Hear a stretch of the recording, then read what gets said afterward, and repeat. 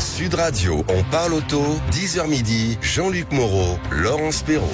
Bonjour tout le monde, nous espérons que vous allez bien, que vous avez réussi à dormir quelque peu malgré ces nuits un peu chaudes, très chaudes. Protégez-vous aujourd'hui du soleil, buvez beaucoup d'eau, mais pas au volant. Bonjour l'ami Jean-Luc. Bonjour Dame Laurence, bonjour à toutes les auditrices et tous les auditeurs.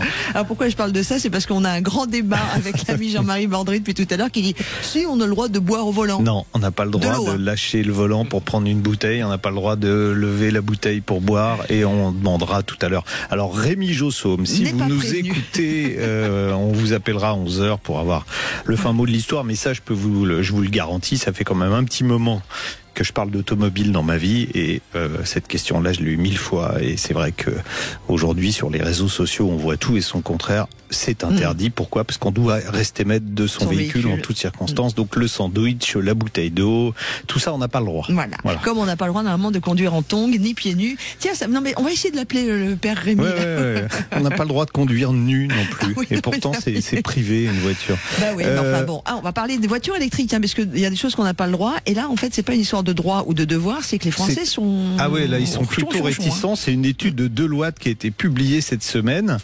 Et vous savez combien ils sont les Français à se dire ouais je vais acheter une voiture électrique ? 7%? 9. Ah j'étais pas loin. Bon, j'ai un peu lu l'étude. On va être très loin de la fin des thermiques en 2035 à ce rythme-là. Ça m'arrange moi personnellement. J'aime bien les voitures électriques. Oui, mais moi aussi j'aime bien. Je suis pas anti-voiture électrique du tout. Je suis anti-monoculture. Obligation. Anti-tout diesel, anti-tout électrique, anti-tout. Voilà. Anti-tout. Est-ce que vous êtes... Combien de kilomètres on peut faire avec nos pneus ? Tiens, c'est une bonne question qu'on va poser après 11h. Exactement. Je vous donne la réponse tout de suite. Non. Ça dépend. Et puis on vous expliquera après pourquoi. Vous n'êtes pas un peu normand, aujourd'hui, c'est l'été. Oui. Bon anniversaire. Mon soleil. Ça n'a rien à voir. Mais si, parce que vous êtes le soleil du samedi matin. Et vous savez quoi ? Quand c'est l'été, on a envie d'acheter un cabriolet. Et vous êtes sorti avec aujourd'hui. Oui, d'abord, mais en plus, sur le marché de l'occasion, c'est le segment qu'elle vend en poupe, plus 25%. Alors on verra, justement, quels sont les cabriolets les plus recherchés, qu'est-ce qu'il faut voir quand on veut acheter un cabriolet, combien ça coûte, etc., etc. Et d'ailleurs, en parlant de cabriolet, moi j'ai eu la chance d'essayer le MG en cabriolet. Électrique. Pour le coup, le seul cabriolet électrique du marché. Topissime.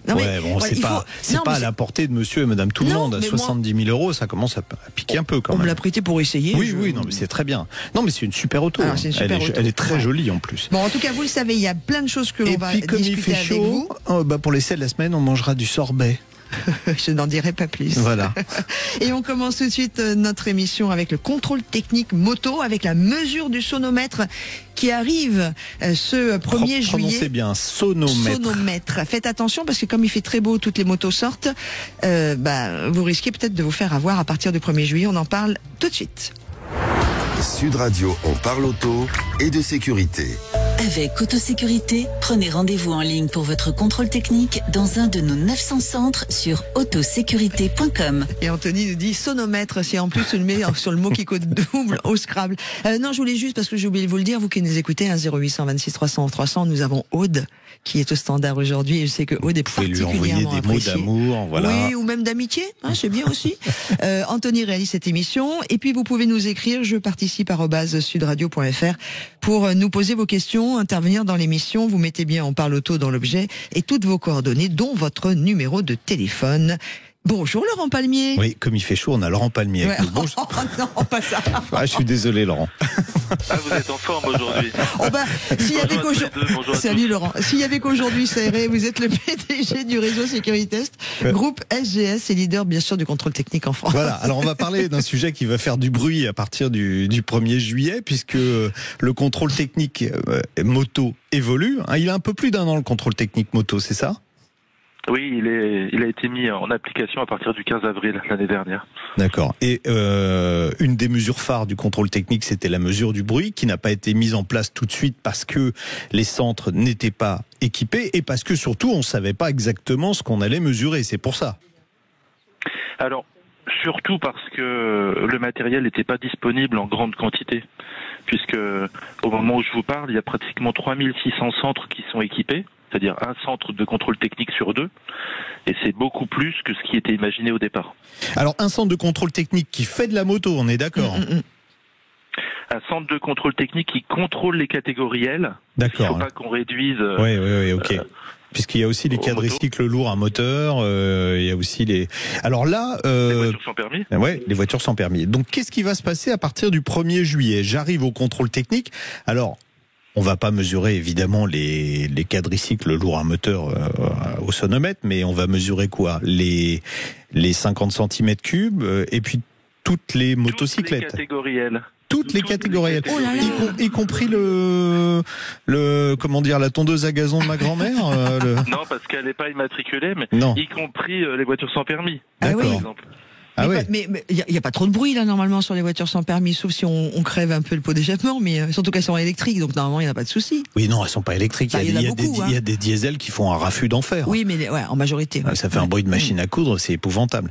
On demandera un certain Nicolas, que je veux pas balancer, qui est un grand amateur de voiturettes sans permis, de venir nous en parler. Bon, Laurent, comment ça va être mesuré ce niveau sonore et sur quelle base ? Alors en fait, on a équipé la totalité des centres avec un sonomètre assez spécifique, puisqu'il prendra la mesure du son en fonction du régime moteur. Et c'est ça qui fait que le matériel a été assez coûteux en termes d'investissement pour les centres, puisqu'on parle de matériel à 5 000 € pièce. Ah oui, quand même. Donc vous avez sur les plaques présentes, notamment sur les motos, des informations liées à la valeur de décibels, ce qu'on appelle la valeur U1, et la valeur U2 qui est le régime où est prise cette valeur de décibels. D'accord. Donc on va vérifier que le véhicule émet le même nombre de décibels que ce qui est indiqué sur la carte grise à un régime donné. Je dis n'importe quoi, à 4500 tours, on doit par exemple être à 89 décibels. Exactement, c'est un contrôle de conformité. D'accord. Et ceux qui vont être au-dessus. Alors est-ce qu'il y a une tolérance déjà, première chose ?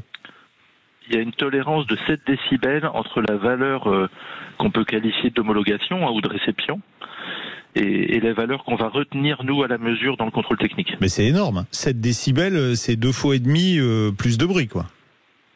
Alors, parce que tous les 3 décibels, on double la pression sonore.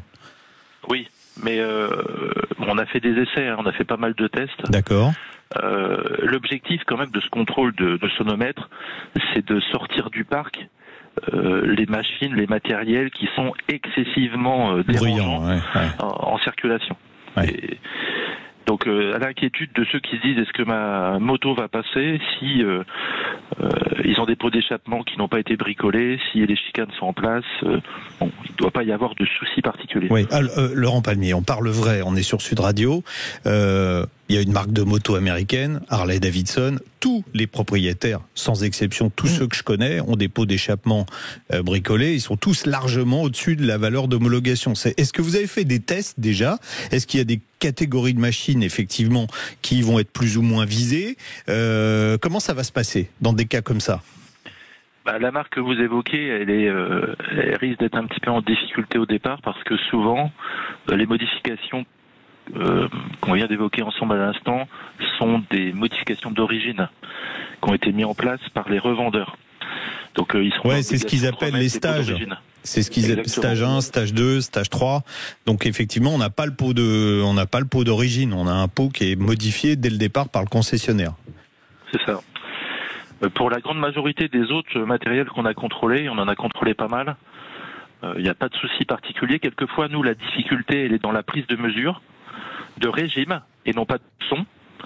Parce que, comme je vous ai dit que la mesure était asservie au régime, selon les matériels, notamment des motos très carénées, il nous faut un petit peu plus de temps pour faire la mesure, puisqu'on a du mal à prendre le régime en quelques secondes.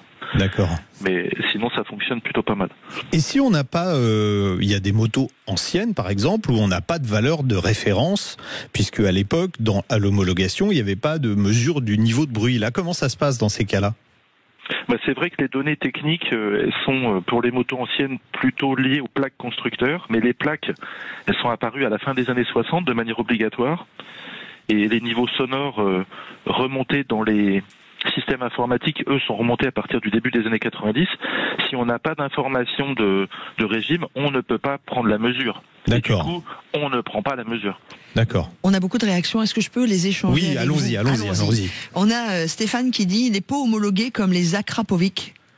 Alors, un pot à Krapovic, il est dans la norme de bruit, sauf s'il a été modifié entre-temps. C'est quoi un pot à Krapovic? C'est une marque en fait de pot d'échappement, mais par exemple Yamaha livre des modèles de série équipés de ces pots d'échappement depuis très longtemps.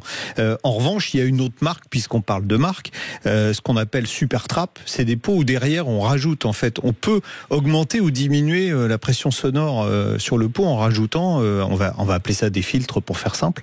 Donc là, ceux qui ont ce genre de pot d'échappement ont intérêt à retrouver ce qu'ils ont démonté sur les pots avant de passer au contrôle technique. Autre réaction, il y a Thierry qui dit la prise de son sera-t-elle prise à l'intérieur ou à l'extérieur? C'est à l'intérieur du centre, hein. Mais en fait, elle est prise à l'intérieur du local ou à la limite de la porte de sortie. On a des textes hyper précis là-dessus.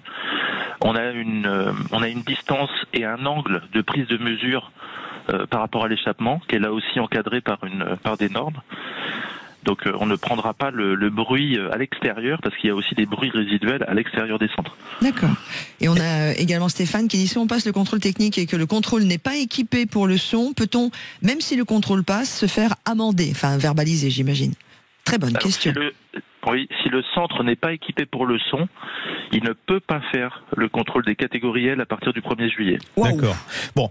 Autre question, si j'ai une moto un petit peu bruyante, est-ce que avant le 1er juillet, là, je peux aller faire mon contrôle? C'est une question personnelle, Jean-Luc? Non, du tout. Mais je n'ai aucune moto bruyante. Oui, ça s'applique vraiment au 1er juillet. Hein. Donc, vous avez jusqu'à mardi de la semaine prochaine pour vous rendre dans les centres. Donc, si je roule en Harley, je me dépêche cette semaine d'aller faire mon contrôle technique. Moi, je veux pas qu'on enlève le son des Harley. Bah oui, c'est vrai. Moi, j'aime beaucoup. Oui. En plus, il est pas violent, ce son. Est-ce qu'il y a un niveau de pression acoustique maxi qui a été déterminé pour, je sais pas, pour n'importe quel type de moto? Non, pas à ma connaissance, mais pour rebondir sur ce que Laurence vient de dire, on a fait des tests avec des Harley qui sont à 110 dB. Ah oui. 110 décibels, je vous invite à regarder ce que ça fait quand même en termes d'impact sur l'oreille humaine, c'est énorme. D'accord, ok. Donc, moi j'aime bien le son des Harley, mais après voilà, mais c'est pas ça, c'est qu'une moto bruyante qui passe en ville la nuit, alors on est d'accord, qui fait 5 km, c'est des chiffres que j'avais lus, qui m'avaient vraiment marqué, qui fait 5 km en ville, elle réveille 20 000 personnes. Mais non. Ouais. Elle n'a pas intérêt à passer à côté de la maison. Non, mais voilà. Non, je taquine. Moi, je suis une fan d'Harley, vous le savez, et je vais en profiter à titre très personnel. Oui, on n'est pas là pour ça. Notre ami Luc Le Baron, que tout le monde connaît, qui fait partie de Fier des dépanneurs, parce qu'il les a créés, qui est dépanneur, qui est garagiste, a fêté les 90 ans de son garage hier soir. Et en plus, il a une Harley. Donc, un petit clin d'œil pour cette belle histoire familiale de transmission. Ce soir, on sera aussi chez quelqu'un qui a une Harley. Qui a une Harley aussi. On fréquente que des voyous, en fait, Laurent. C'est ça qui est terrible. Voilà. Alors, nous aussi, on aime beaucoup ces motos-là, mais ça nécessite quand même de les maintenir dans un bruit qui est raisonnable, qui est cohérent, qui est acceptable. On n'a pas un bruit de Harley, Anthony, on devrait dire en preuve. Bon. Merci beaucoup. Merci Laurent. Merci à vous. Vous êtes le bienvenu, vous le savez, hein, Laurent Palmier, PDG du réseau Securitas, le fameux groupe SGS. Tout l'été, du coup. C'est-à-dire tout l'été que vous êtes le bienvenu. Avec mon patronyme. Ah oui. Oui, excusez-moi, j'étais passé un petit peu à autre chose. Vous voyez, j'ai un peu loupé le tronc ou la palme là sur ce coup-là. Allez, bon week-end à vous, Laurent, et puis à très très vite pour continuer. On parle auto en votre compagnie également. À suivre. Guillaume est avec nous dans quelques instants. Il vaudrait un conseil pour acheter une voiture. La semaine dernière. Et alors, du coup, on l'a pris cette semaine. Voilà, parce qu'on est comme ça. En premier. À tout de suite.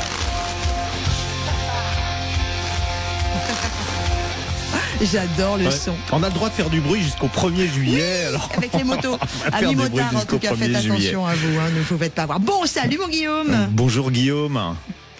Je dis mon Guillaume d'ailleurs. Oui, mais je sais pas, vous connaissez bien peut-être. En fait, on a failli se rencontrer la semaine dernière et puis on est désolé Guillaume.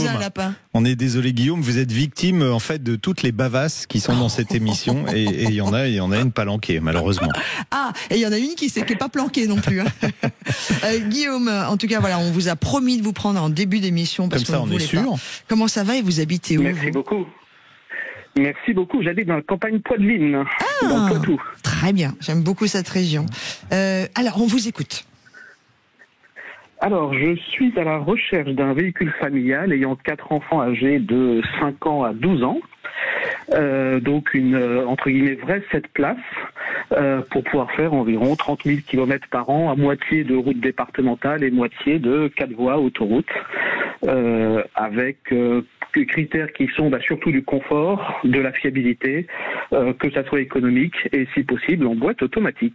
Et le tout pour moins de 10 000 euros. Voilà. Non, vous avez quoi comme budget? Non. 25 000. Ouais.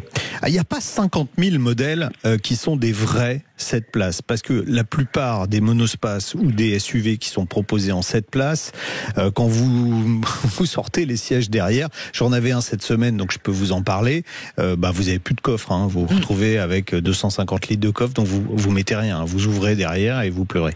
Donc dans les vrais 7 places. Alors il y en a un qui est vraiment bien, et en plus il est disponible, c'est le même, mais il y a 3 marques, c'est Citroën, Peugeot et Toyota. C'était un peu comme pour la triplette de la C1, de la 108 et l'Aigo, voilà. Il s'appelle le Space Tourer, il s'appelle le Pro Ace Verso chez Toyota ou le Traveler chez Peugeot. Voilà. Il est disponible en plus, et ils ont tout fait pour vous faire plaisir. Il est disponible en 3 longueurs, en standard, médium ou XL. Donc vous pouvez voir, si vous les regardez, le premier, version courte, entre guillemets, il fait 4,60 m de long, il n'y a que 5 places, mais ensuite, après, vous avez le 4,95 m de long. Là, quand vous êtes 7 dedans, vous avez encore un coffre gigantesque. Ça, c'est intéressant. Et puis après, vous avez encore la version à 5,30 m. C'est un bus, là. Là, ça commence à faire effectivement bus, mais la version intermédiaire est plutôt bien. Il est disponible. Alors, vu l'usage que vous en avez, je vous conseille plutôt un diesel. Si d'abord, quand on a un gros véhicule lourd, soit on prend de l'hybridation avec un moteur électrique qui va aider dans les relances, on évite l'essence parce que vous allez avoir des consommations monstrueuses. Donc, je vous conseille un diesel.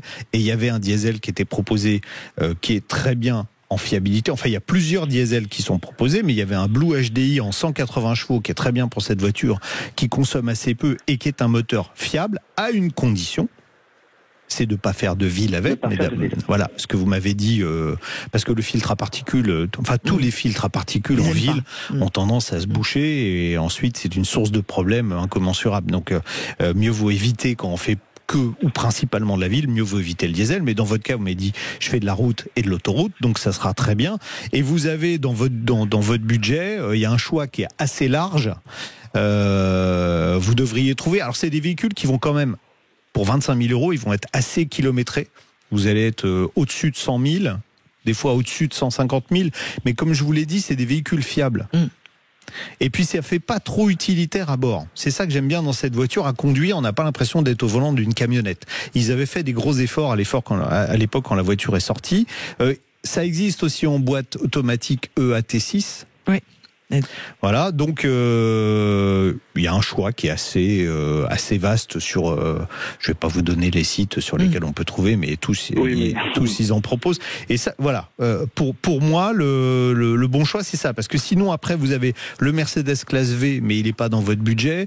Et puis vous avez le transporteur chez Volkswagen, mais pareil, il va être un petit peu plus cher. Et puis surtout, l'offre va être beaucoup moins importante que sur les modèles Citroën, Peugeot. Alors Toyota, il y en a un petit peu moins, mais déjà Citroën, Peugeot, c'est la même voiture. Il y a que les badges qui changent sur les modèles. Donc cherchez Toyota, Traveler chez Peugeot et Space Tourer chez Citroën. D'accord. Est-ce que je tente de poser une question complémentaire? Yes. Merci. En visant sinon la taille en dessous du grand C4 Picasso ou du 5008, est-ce que le 1,5 litre Blue HDI ou le 1 litre de PureTech sont des moteurs fiables? Alors, ça dépend de l'année. C'est une question piège. Alors, il y a deux moteurs qui posent problème on va les appeler PSA parce qu'à l'époque ils n'étaient pas encore Stellantis. C'est le 1,5 litre Blue HDI et le 1 litre 2 PureTech. Vous avez vraiment envie de vous initier à la mécanique, c'est ça? Non, absolument pas. Voilà. Non. Là, le 2 litres HDI, il est puissant, il est fiable, donc contentez-vous. de ce moteur-là, vous oubliez les autres. Vous oubliez les autres. Et en conso, en plus... En conso, moi, je me souviens à l'époque quand je l'avais essayé, j'avais été plutôt étonné par la conso. Je devais être à 6 litres et des brouettes pour quand même un engin qui est, alors qui est pas extrêmement lourd parce que ça fait moins de 1700 kilos. C'est une grande voiture, hein, quand même. Mais non, c'est plutôt sobre. Et bon, c'est ça qu'il faut viser. Cherchez pas, allez pas commencer à regarder les autres motorisations. En plus, c'est une grosse voiture. Quand elle sera chargée, que vous aurez tout le monde à bord avec les bagages, il vaut mieux avoir un petit peu de couple pour dépasser. Et ben voilà, Guillaume. Ah, on a perdu Guillaume. Ah non, il est toujours là. Il est toujours là. Vous faites quoi ce week-end ? Je suis à l'ombre, bien au frais, pour éviter la canicule. Je me mets à l'ombre. Soyez prudents. Vous êtes comme les clients de Rémi Jossaume. Voilà, tiens, d'ailleurs... Eux, ils sont à l'ombre toute l'année. Petit. Pas tous quand même, ça voudrait dire qu'il a... il vient d'accepter, Rémi, par un petit SMS, d'intervenir dans l'émission dans quelques instants pour montrer à Jean-Marie Bordry et à tout le monde ce qu'on a le droit de faire ou pas au volant, même en cas de canicule. C'est ça. Et vous êtes en train de le tacler. Non. On l'aime, Rémi. C'est vrai, depuis tout le temps qu'on le connaît. Il s'appelle Rémi. Oui, non, pas du tout. Non. Allez, nous, dans quelques instants, on va caler Rémi dans quelques instants, mais on va surtout aussi essayer l'Eden Sorbet. Je ne vous en dis pas plus, c'est l'ami Jean-Luc qui se colle à l'essai de la semaine. Et vous savez que ce volant, vous le retrouvez en direct sur la page YouTube de Sud Radio avec une vidéo complète, puis également en extrait, là, vous qui nous regardez et qui nous suivez sur la page Facebook de Sud Radio. Mais qu'est-ce que c'est que Kesako, que cette voiture ? Que l'Eden Sorbet. Eh ben, il fait chaud, donc on va manger du sorbet. Alors, ceux qui ont l'image vont penser qu'on essaye une Citroën Méhari. C'est pas tout à fait vrai. C'est pas tout à fait faux non plus. L'Eden, elle est fabriquée par le Méhari Club de Cassis et elle reprend le châssis et la carrosserie de la Méhari, mais troque le bicylindre à plat refroidi par air contre un moteur électrique. Attention, c'est pas du rétrofit. C'est une voiture neuve qui est homologuée dans la catégorie des quadricycles lourds à moteur. On peut donc la conduire dès 16 ans avec un permis B1. Notre version, elle est un peu spéciale. Je vous l'ai dit, c'est la version sorbet. Et vu la couleur, vous aurez compris que c'est un sorbet citron. Exactement. Côté carrosserie, vous le voyez, pour ceux qui ont l'image, je répète, c'est vraiment une Méhari, 3,57 m de long, des panneaux en ABS, pas de corrosion. Même chose pour le châssis, c'est Cataforès, donc vous pouvez aller au bord de la mer avec. Ça ne rouillera pas. Quelque chose qui n'existait pas sur la Méhari d'origine, c'est les arceaux sur lesquels se fixent les ceintures de sécurité en rouleur. On est au 21e siècle, donc il faut respecter quand même les règles. Et puis cette version sorbet a des tapis en jonc de mer, des sièges qui ressemblent à de l'osier. Ici, c'est du cordage, des inserts en liège, un support de parasol, une bouée de sauvetage et un panier pique-nique bouée de sauvetage si vous êtes pris dans les inondations. Sous le capot, il y a plus de changements qu'à l'extérieur, vous l'avez compris. Des batteries lithium phosphate de fer à la place de la mécanique quand on soulève le capot. Enfin, c'est pas soulever le capot quand on lève le capot. Ah oui, ceux qui ont l'image verront, il y a un panier pique-nique derrière aussi. Voilà, il y a un beau panier pique-nique. Maintenant, on est sous le capot. On lève le capot, voilà, hop, et on a une grosse batterie. Il y en a deux, il y en a une qui est devant, une deuxième qui est à l'arrière. Donc batterie lithium fer phosphate, moteur électrique synchrone aimant permanent qui fait 15 kW, ça fait 20,4 chevaux. Je vous évite le calcul. C'est la puissance maxi qu'on peut avoir sur un quadricycle lourd à moteur. Toute la partie boîte de vitesse du moteur de la 2 chevaux a été conservée. Avec le couple du moteur électrique, normalement il n'y a pas besoin de boîte de vitesse, on peut rester la plupart du temps en troisième. D'ailleurs certains modèles sont simplifiés avec simplement marche avant et marche arrière. La capacité de la batterie, c'est 10,7 kWh, ça donne environ 80 km d'autonomie. Pourquoi je dis environ ? Parce que comme c'est un quadricycle lourd, il n'y a pas d'homologation WLTP. On remarquera un peu partout que les chevrons Citroën ont disparu, y compris sur le volant. Et pourquoi donc ? Parce que c'est pas une Citroën, c'est une voiture qui est fabriquée par le Méhari Club de Cassis. Voilà, sur le volant, normalement, il y a les chevrons. Et là, ils sont pas. Bon, différent également, le tableau de bord. Il est électronique sur cette version, avec 2 affichages différents. En revanche, on a conservé, là, vous reconnaîtrez la 2 chevaux ou la Méhari avec le frein à main, qui est caractéristique, le levier de vitesse, qui est également caractéristique. Et notre modèle conservait d'ailleurs une boîte à 4 rapports. Pour démarrer, c'est pas compliqué. on passe une vitesse, n'importe laquelle, et on appuie, pas besoin de débrayer, on passe une vitesse, n'importe laquelle, on appuie sur l'accélérateur et ça avance. Bon, les sièges en cordage de notre version manquent singulièrement de moelleux. On préférera une version avec des coussins en tissu éponge pour préserver ses fesses. Vous me direz, mais si on a un maillot de bain mouillé, bah oui, effectivement, c'est mieux, mais pour le reste du temps, c'est moins bien. En revanche, la suspension conserve le confort de la Méhari d'origine, c'est souple et ça se marie bien avec la souplesse du moteur électrique. L'idéal, c'est de se mettre en troisième, on touche plus à rien, même pas à la passagère, qui était en l'occurrence François Alain, comme on le voit sur les images. On accélère, on freine, on tourne le volant, c'est comme une auto-tamponneuse. Le grand volant, en plus, presque horizontal, donne l'impression de conduire un bus, mais il permet au moins d'avoir une direction qui est un peu moins raide. La voiture est assez légère, 450 kg maxi sans les batteries, c'est lié à l'homologation, et puis au freinage, même s'il n'est pas assisté, ça freine plutôt bien, vu les performances. Vitesse maxi, 90 km/h, des accélérations. Alors, bizarrement. C'est un petit peu quand même les vieux du bébé de show, tous les deux là. C'était très drôle dans la Des accélérations qui sont même un peu meilleures que celles du moteur thermique. C'est assez étonnant. À 80 km/h, en plus, on a l'impression de rouler à 150. Et puis, ce qui est mieux que sur les autres quadricycles électriques à moteur, c'est qu'il y a peu de bruit parasite. Pourquoi ? Parce qu'à l'origine, c'est une vraie voiture et pas un truc bricolé dans un garage. On peut avoir en option une enceinte amplifiée Klipsch avec un super son. L'autonomie réelle, bon, nous on a roulé un petit peu plus vite peut-être que le constructeur, c'est 60 km, pas d'autoroute, pas de voie rapide, c'est interdit. Et puis la recharge est très lente, c'est 6 heures et avec l'option, attention, charge rapide, 3,5 kW. C'est même pas de la charge lente sur une voiture normale, faut 3 heures minimum. Voilà. Bon, après, il y a un point commun dans cette voiture avec moi, c'est que quelqu'un qui est né la même année que moi, quand il vient en France, circule tout le temps avec ce véhicule. Je suis sûr que Laurence, vous allez me dire, mais quand est-ce qu'on l'invite dans l'émission ? C'est Brad Pitt. Ah, mais on va faire une émission spéciale, il y a Formule 1 qui sort là bientôt. Moi, je veux bien. Voilà. Je demande à toutes les femmes qui écoutent. Brad Pitt roule en Éden.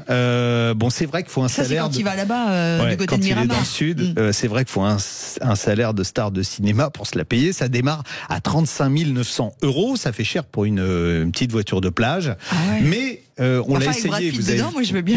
Voilà, j'avais pas Brad Pitt, j'avais François Alain. Bon, tant pis pour moi. Mais vous le verrez d'ailleurs sur la vidéo longue, puisque là je pouvais pas le mettre, mais bon, c'est assez rigolo si vous allez voir sur YouTube la vidéo qu'on a fait avec François sur cette voiture. On l'a essayé, c'était à Belle-Île encore, on en a profité. Et pour Belle-Île, par exemple, c'est un véhicule idéal. Parce qu'en plus, il y a 4 places, c'est électrique, l'autonomie est largement suffisante. Si vous avez une maison de campagne, c'est un truc super. Mais 35 000 €, ça freine un peu. Parce qu'il faut avoir la maison de campagne sur le bord de plage et 35 000 € pour avoir une troisième voiture. Mais si vous voulez, mesdames, séduire Brad Pitt, par contre, là, bon, il faut investir. J'avoue. On va aller voir du côté de Miramar. Merci beaucoup et je vous rappelle que vous retrouvez la complète vidéo d'essai de la fameuse Eden Sorbet sur la page YouTube de Sud Radio. Alors, depuis quelques secondes, vous voyez le visage extraordinaire de notre ami Jean-Marie Bordry qui est apparu. Merci. Bah oui, comme tu l'es toi aussi. Qui va être déconfit dans quelques instants, mais bon, tant pis pour lui. Est-ce qu'on se met une petite virgule ou pas, mon ami Anthony ? Qu'est-ce qu'on fait ? Oui, on a un billboard de fin pour l'essai. Voilà, donc on va faire le petit billboard de fin. Pour ceux qui savent pas ce que ça veut dire, c'est ce qu'on appelle la petite virgule sonore qui finit la chronique. Sud Radio, on parle auto et on prend le volant. Sud Radio, on parle auto, 10h midi, Jean-Luc Moreau, Laurence Perrault. Abordant la mi 2 pour le prix d'un. Alors, pourquoi une petite particularité ? C'est que ce matin, on va tout expliquer. Quand nous sommes arrivés sur la station, à Sud Radio, l'ami Jean-Marie nous a alpagué en nous disant quoi, Jean-Marie ? Je vous ai demandé si on avait le droit ou pas de boire à la bouteille quand on était au volant. Surtout, en général, et particulièrement là, parce qu'il y avait des canicules. Exactement, et qu'on a soif et qu'il faut qu'on s'hydrate. Et donc moi, je suis arrivé. J'ai répondu, moi d'abord, non, on n'a pas le droit. Voilà. Et moi, je faisais la suite. que si. Voilà, donc je suis arrivé, il y avait une battle. Voilà. Et donc, qu'est-ce qu'on s'est dit avec l'ami Jean-Luc ? C'est qu'on allait appeler Rémi Jossaume, avocat spécialisé en droit routier. On va appeler Dieu le Père. Pour claquer le beignet de l'ami Jean-Marie. Bonjour Rémi. Donc, bonjour Rémi, qui est sorti de sa piscine exprès pour répondre. Ouais, c'est ça. C'est gentil, c'est parce que c'est Laurence qui m'a envoyé un SMS. J'avoue. Non, parce que nous, Rémi, vous qui êtes avocat spécialisé en droit routier et président de l'Automobile Club des avocats de France, en tout cas des passionnés, on explique à Jean-Marie depuis ce matin qu'on n'a pas le droit de faire quoi? De manger, de boire, de rouler en claquette, d'allumer une cigarette, par exemple, ce genre de choses. Allumer une cigarette, il y a déjà eu des précédents de verbalisation en fait. Si vous lâchez les deux mains il y a certains briquets, vous savez, faut lâcher les deux mains et qu'il y a un policier qui est juste là et que vous êtes en train de rouler, Alors, place à la voix de la sagesse et de la loi. Bon, alors d'abord, j'apprécie la transition avec Brad Pitt, parce que vous m'appelez juste après avoir fait référence à Brad Pitt. C'est peut-être un lien, je ne sais pas. Bon, bref. Non, alors très sérieusement, il n'y a pas d'interdiction.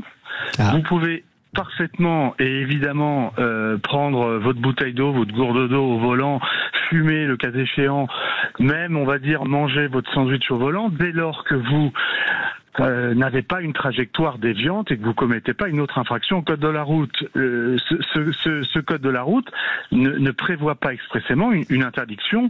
Mais on doit rester maître de son véhicule.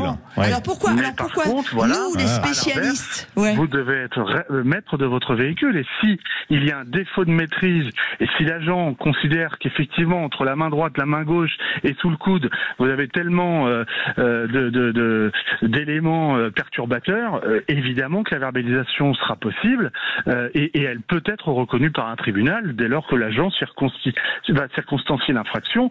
Votre trajectoire n'est pas normale, on voit que vous faites des écarts, vous oubliez de mettre le clignotant. Ça, on est d'accord. Ça en lien avec le fait qu'effectivement vous n'avez pas les deux mains sur le volant. Donc maître, si je roule tout droit et que ma trajectoire ne dévie pas et que je suis en train de boire, de me désaltérer avec ma bouteille d'eau, j'ai le droit. Vous avez parfaitement le droit, vous commettez en l'espèce aucune infraction. Nous allons être magnanimes et reconnaître notre erreur. Nous, l'ancienne école, on a toujours, moi je me souviens qu'on m'avait toujours dit, tu ne fais les mains sur le volant, donc tu n'as pas le droit. Donc en fait, ce que vous nous dites. À partir du moment où on boit, Rémi, si vous buvez à la bouteille, vous quittez la route des yeux obligatoirement. Moi je connais pas. On est obligé de lever la tête pour boire. Non mais Jean-Luc, on va avoir le raisonnement différent. Quand vous manipulez votre GPS, vous avez les yeux rivés sur votre GPS et vous avez bien une main qui va pianoter sur votre GPS ou sur votre écran tactile dans votre véhicule. Mais ça, on est d'accord, c'est dangereux en plus. Parce que ce n'est pas interdit. Par contre, si vous ne le faites pas en toute sécurité et que ça a une répercussion sur votre conduite, là, la verbalisation sera possible. Donc, l'ami Jean-Marie Bordry avait raison. Et donc on peut être verbalisé si on le fait, ou on peut ne pas être verbalisé si on le fait. Merci beaucoup. J'ai pas entendu la fin. Un bon point pour Jean-Marie, je crois, vous avez dit. Mais bravo, parce que alors moi j'aurais tenu mes mordicus que non, nous n'avions pas le droit, même si je le fais moi-même, de boire de l'eau au volant des fois. On le fait tous. Bah oui. Et qui est déconfit là? Non, qui était censé être déconfit ce matin? Non, vous entendez la voix de Jean-Luc Moreau là? Regardez comme ça. Pas du tout. Son sourire de clown triste. Regardez-le sur l'image. Au moins, cette battle gagnée par l'ami Jean-Marie ce matin. Nous sommes le 21 juin 2025. Notez bien cette date. Elle fera note dans l'histoire de France et de cette radio. Eh bien, Jean-Marie, merci, car grâce à toi, j'ai appris que j'ai le droit de manger et j'ai le droit de boire tant que tant que je fais pas un écart. On est d'accord? Est-ce que j'ai le droit de conduire avec des tongs? De la même manière, c'est pas formellement interdit. Par contre, si vous avez un accident parce que votre tongue se coince sous votre pédale, voilà. En fait, si vous percutez un véhicule de gendarmerie, parce qu'il y a un précédent qu'on avait évoqué, je me souviens dans une vie antérieure, une dame qui avait percuté un véhicule de gendarmerie parce que sa tongue s'était coincée sous la pédale de frein. J'ai entendu ça. Bon, est-ce que vous seriez d'accord, l'ami Rémi, de venir... Pardon. Non, pour finir, j'ai dit qu'effectivement, cette personne avait vu son droit à indemnisation réduit parce qu'elle avait commis une faute dans le cadre de sa conduite en laissant son chausson, son tongue bloqué sous la pédale. Voilà, donc on résume, on a le droit de manger, boire au volant, de conduire en tongue, à partir du moment où on ne va pas créer un accident ou quitter mais voilà.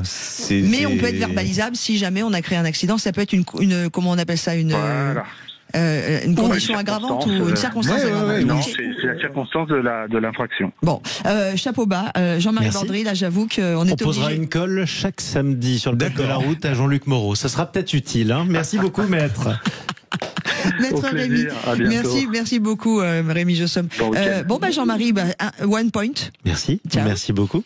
Oh là là, t'as vu, on s'est fait tacler là. Bon en tout cas, tout le monde a appris plein de choses grâce à Jean-Marie. C'est pas une victoire écrasante, puisqu'on peut être verbalisé quand même. Ça s'appelle être un mauvais perdant.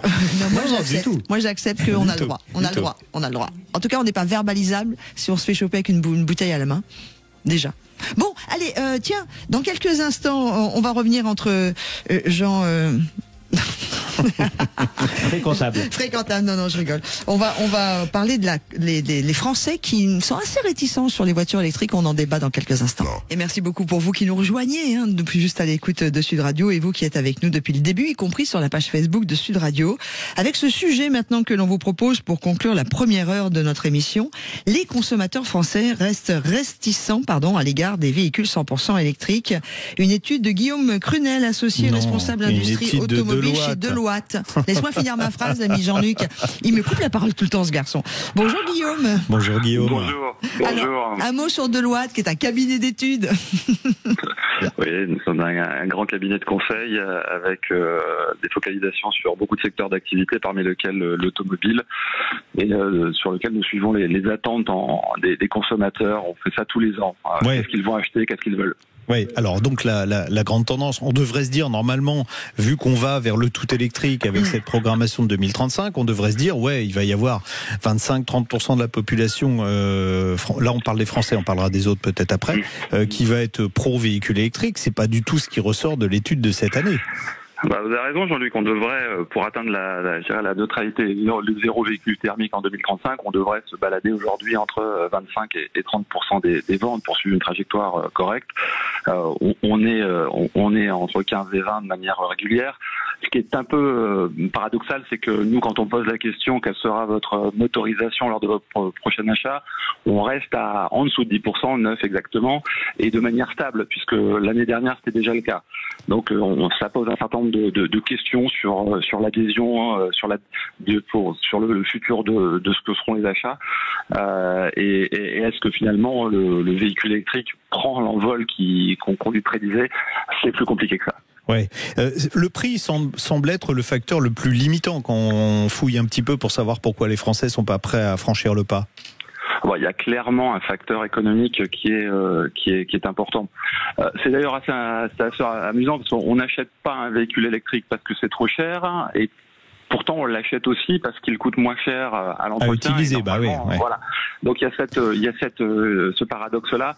Maintenant, il est clair qu'il y a un vrai sujet de capacité financière. Vous ne devenez pas plus riche de 40% quand vous décidez d'acheter un véhicule électrique. Et ce qu'on constate tout simplement, c'est que dès qu'un véhicule a plus de 30 000 euros, il y a déjà la moitié de la population qui peut plus y aller. Et quand il a plus de 50 000 euros, là, c'est dans notre étude, il reste plus que 14% de la population. Donc très clairement, il y a un enjeu. Les constructeurs le savent, mais un enjeu fort de ramener le prix de ces véhicules dans un univers compatible avec les moyens de nos compatriotes. Juste une question, l'ami Jean-Luc et vous Guillaume, parce que là on parle des achats des véhicules électriques. Est-ce qu'on a le même rapport sur l'achat d'un véhicule neuf dans ce même ordre de prix thermique? Est-ce qu'on voit aussi que ça baisse parce que l'industrie automobile ça se vend pas bien? Alors, la question qui est posée, c'est qu'est-ce que je vais acheter et pour quel prix. Donc ça, c'est un peu différent. Bon, ce qu'on constate, c'est que globalement, les moyens des Français ne diffèrent pas. C'est-à-dire qu'en moyenne, vous n'allez pas payer plus cher. En tout cas, on ne déclare pas vouloir payer plus cher pour acheter un véhicule électrique qu'un véhicule thermique. Ça, c'est le premier renseignement. Et là, il y a quand même une petite bonne nouvelle là-dedans, c'est que la part de la population française qui accepterait de payer entre 30 000 et 50 000 euros, ce qui est une zone, de jeu assez naturel aujourd'hui pour les gammes présentées par les constructeurs, elle augmente sensiblement cette année. C'est-à-dire, on va pas au-dessus de 50 000, mais entre 30 000 et 50 000, finalement, on gagne à peu près 8% de la population en plus. Donc, il y a une petite musique qui est en train de se faire sur le fait qu'on pourrait payer un peu plus. Il y a aussi une inquiétude sur les infrastructures de recharge publiques. Les gens se demandent si, clairement, au moment des départs en vacances, ils vont pouvoir recharger leur voiture. C'est clair que ça c'est une vieille ancienne des craintes vis-à-vis du véhicule électrique. Est-ce que je vais pouvoir me recharger facilement? Il faut quand même être un peu positif. La crainte qu'on a par rapport à ça en France est en train sensiblement de baisser dans les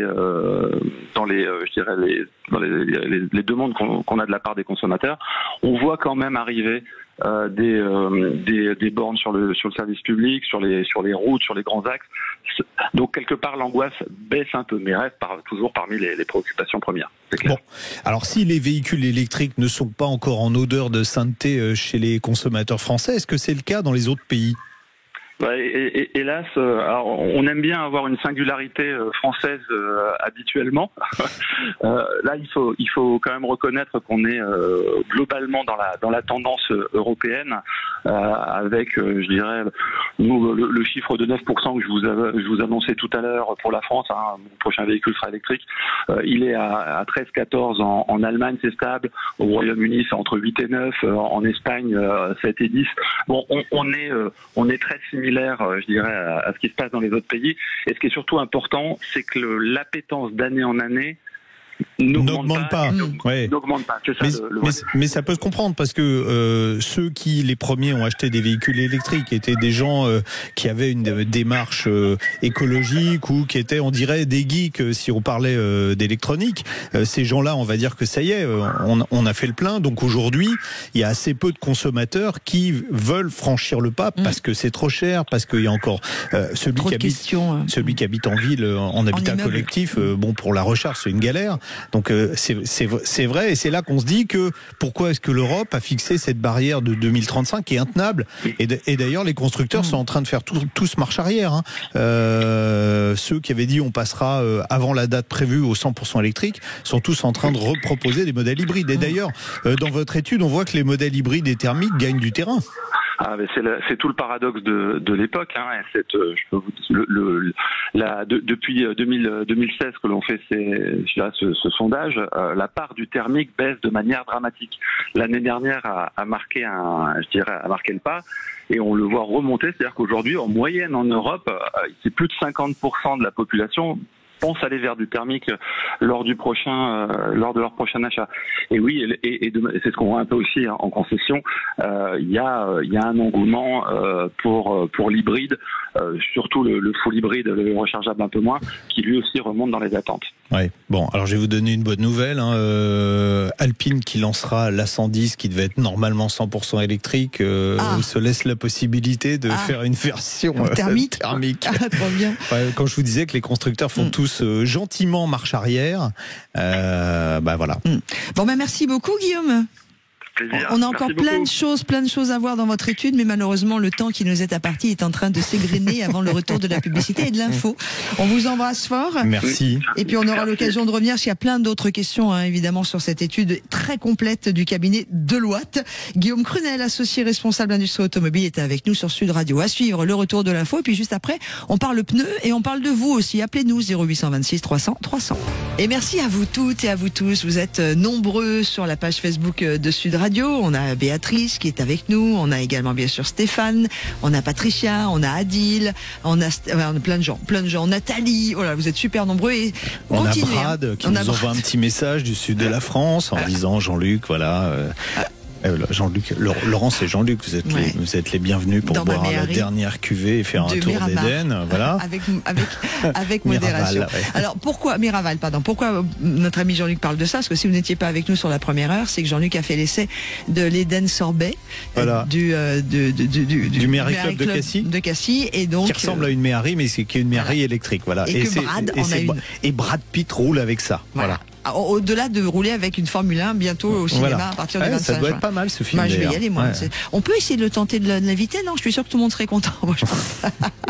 Allez, 0826 300. Un peu French, il paraît. Yes. Et 0826 300 300 pour nous appeler si vous voulez participer. Aude vous accueille au standard. Alors, on va commencer par un sujet pneu.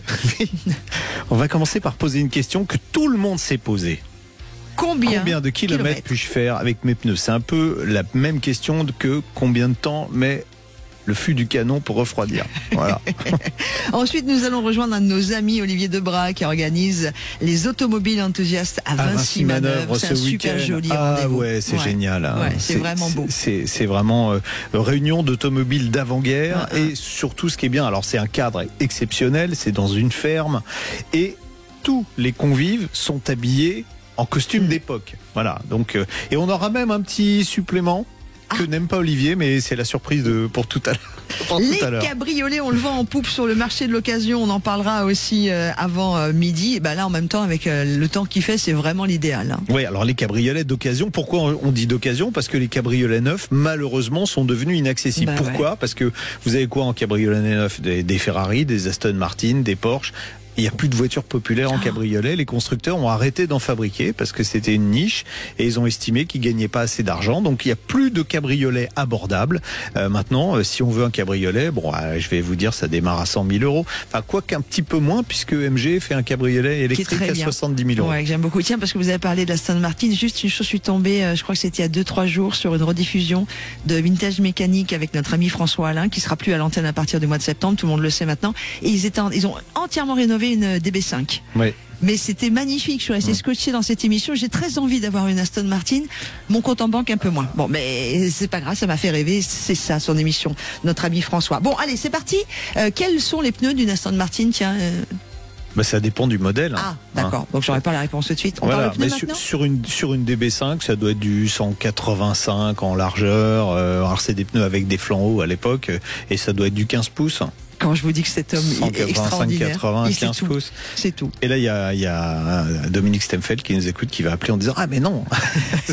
Dominique, si tu nous écoutes, 0826 300 300. Allez, on parle pneus. Et c'est Romain Bali, un autre ami que l'on retrouve. On peut demander à Romain, tiens. Tiens.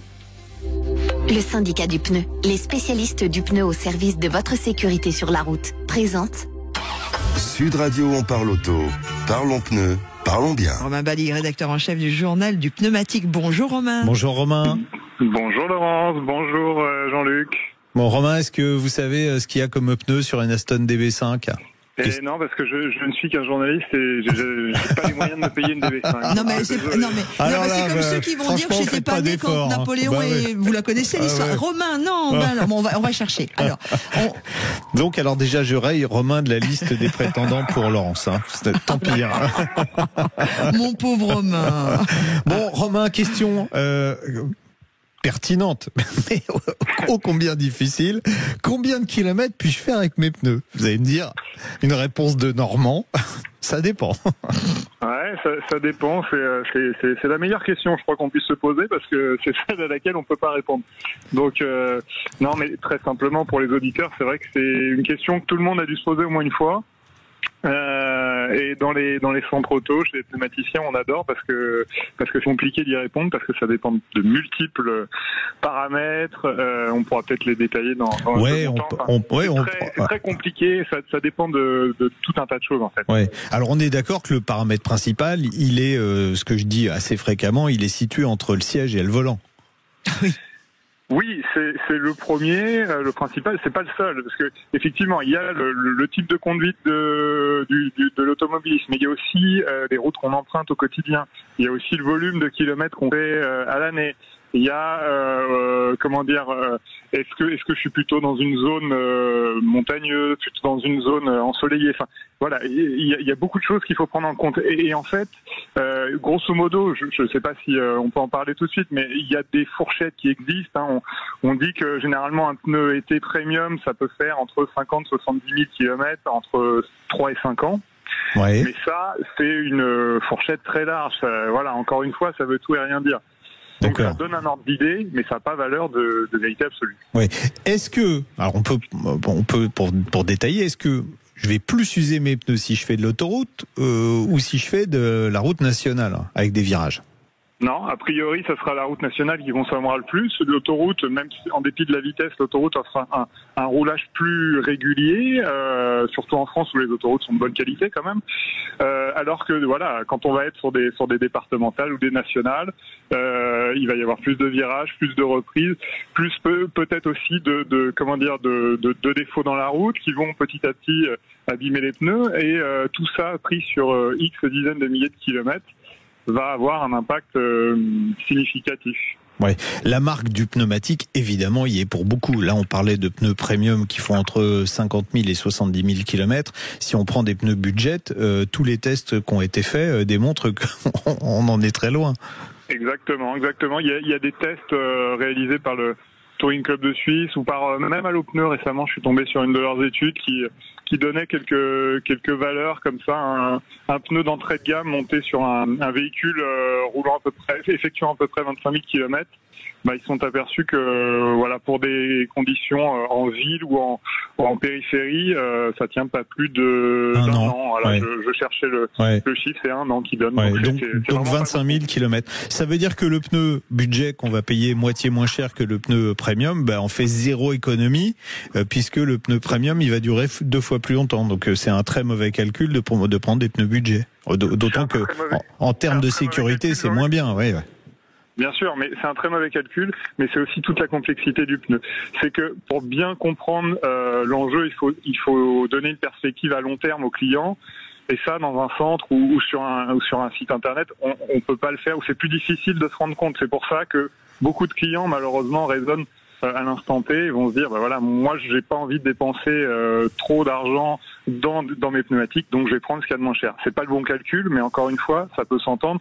Et c'est aussi à la profession de continuer à faire cet effort de sensibilisation. Ouais.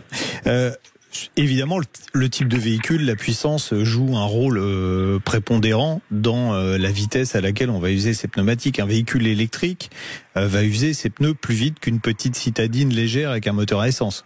Oui, absolument. On n'en a pas parlé, mais ça fait aussi partie des facteurs à prendre en compte. Le type de véhicule, effectivement, influence grandement la longévité des pneumatiques. Et oui, un véhicule électrique consomme plus de gomme. Alors pour l'instant, il y a assez peu de recul, assez peu d'analyse là-dessus. Donc on a du mal à se rendre compte précisément de la différence entre un VE et un thermique, parce que l'un consomme plus que l'autre. Mais a priori, sans trop se tromper, on sait qu'un véhicule électrique consomme plus de pneus.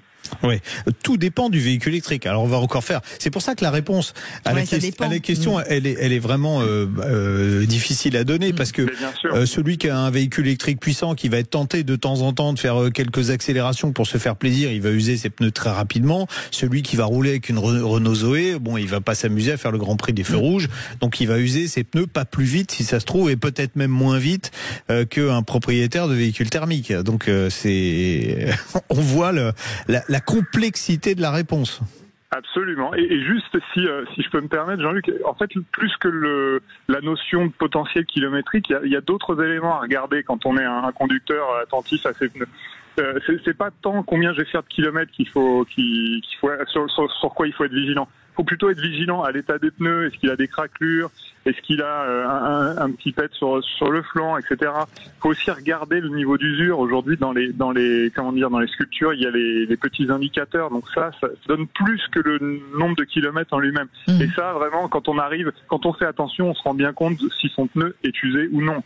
Ouais. Et là, en l'occurrence, avec les grands départs en vacances qui vont commencer dans moins d'un mois maintenant, c'est à vérifier. En France, on a vraiment de la chance, parce qu'on a des routes en très bon état et on n'a pas de ralentisseurs. Parce que si on avait des routes en mauvais état et plein de ralentisseurs partout, ça userait les pneus beaucoup plus vite. Mais on a vraiment cette chance en Europe. On est le pays qui a les meilleures routes et qui a le moins de ralentisseurs. Alors, les meilleures autoroutes, pour le coup. Très drôle. Il est très drôle, cet homme. Non, mais voilà, c'est que ça dépend tellement de choses. Des facteurs d'usure aussi, ça. Quand vous prenez alors c'est pas la gomme qui va s'user, mais les suspensions, les pneumatiques, à chaque fois, c'est comme si vous preniez un trottoir, certains ralentisseurs. Là, on est, pour finir ce sujet, on est sur des semaines un peu caniculaires, chaudes, très chaudes. Est-ce que ça use plus les pneus aussi, du coup? Est-ce que comme le bitume est brûlant? A priori, alors on en revient à un autre sujet qui pourrait faire l'objet d'une chronique, c'est comment adapter son jeu de pneus selon les saisons. Voilà, en été on roule pas avec des pneus hiver et en hiver on roule pas avec des pneus été. Non, mais ça c'est logique. Oui, c'est logique, sauf que plein de gens l'oublient ou font pas attention. Et du coup, aujourd'hui, il fait chaud, il fait très chaud. Si vous avez oublié de faire votre changement de pneus et que vous roulez avec des pneus hiver, ils seront morts dans quelques semaines. Un pneu en été, il résiste. Aujourd'hui, les principaux manufacturiers font des pneus qui sont largement résistants à ce type de chaleur. On n'est pas sur des températures subsahariennes. Donc ça n'a pas d'influence majeure. Par contre, voilà, si on a des pneus hiver, il va pas aimer du tout.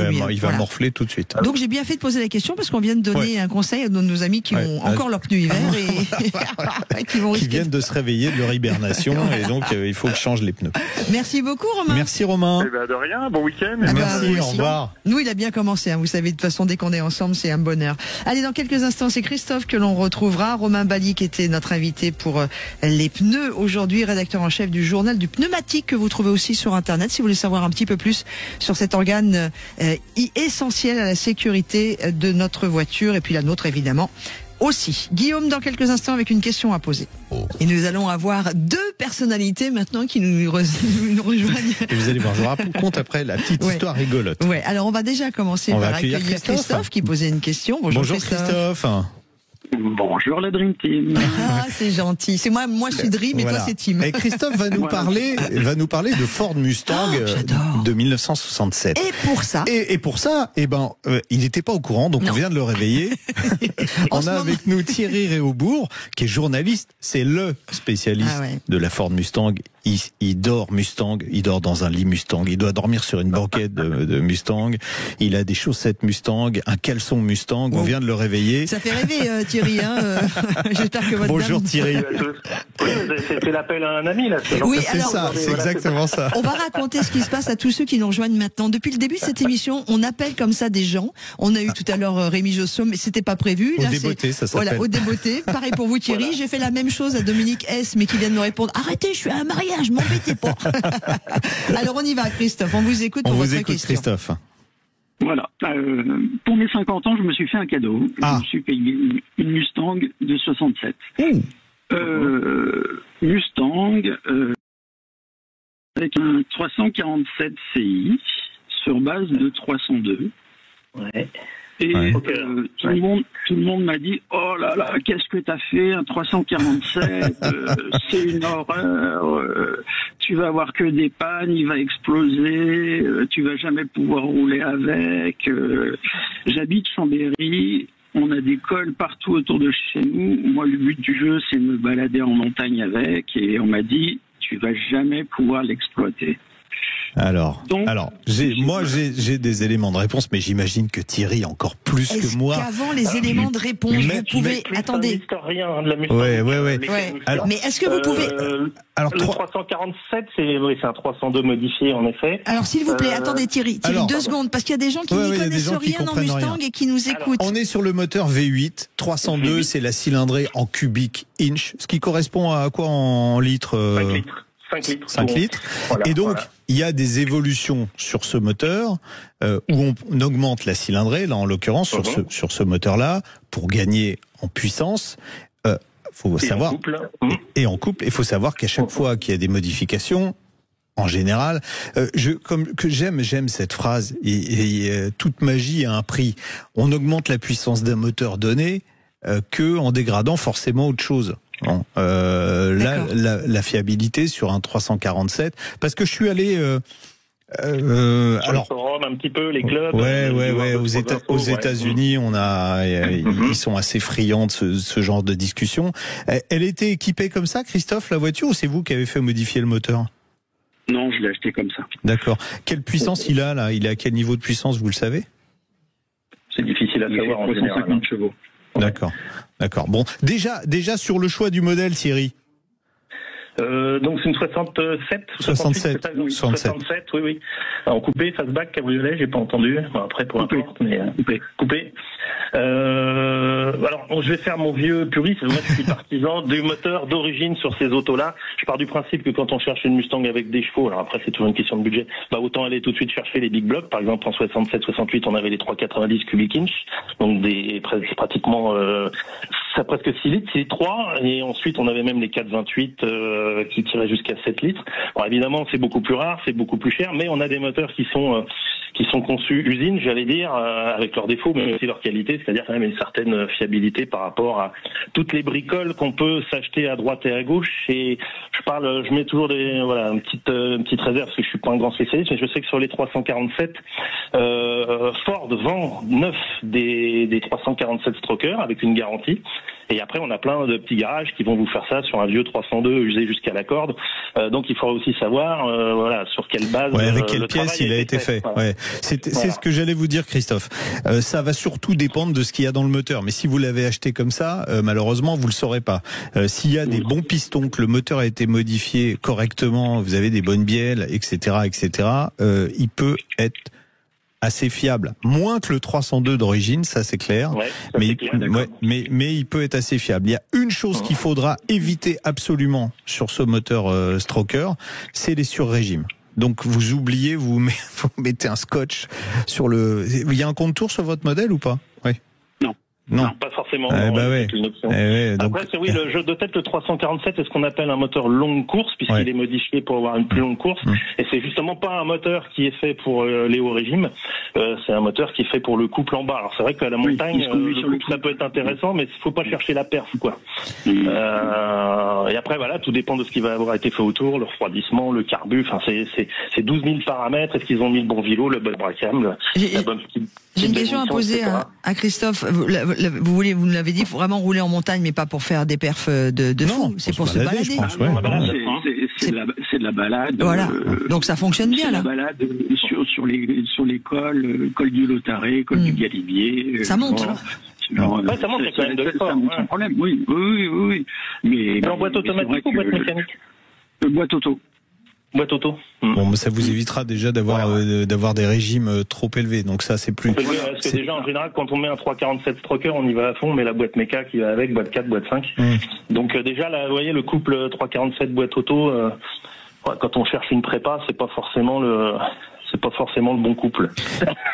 Ce qui use un moteur, je vais le dire, c'est valable. Alors pour les V8 américains, pour tous les moteurs, ce qui use un moteur, c'est la vitesse linéaire du piston. Le piston, vous imaginez, il monte, d'un coup il s'arrête et il doit redescendre à la même vitesse. Donc s'il a une vitesse qui est très importante, vous imaginez les contraintes qu'il a au moment où il doit s'arrêter, quand il redescend en haut et en bas, il doit d'un coup, il avait une vitesse linéaire qui est folle, il doit s'arrêter, repartir dans l'autre sens. Ça, c'est ça qui bousille les moteurs. Tous les moteurs thermiques. Tous les moteurs thermiques, les régimes élevés. Alors il y a des moteurs qui sont conçus pour tourner à des régimes élevés. Alors en général, on a des multicylindres pour éviter d'avoir des courses trop longues et donc des vitesses linéaires qui sont trop longues.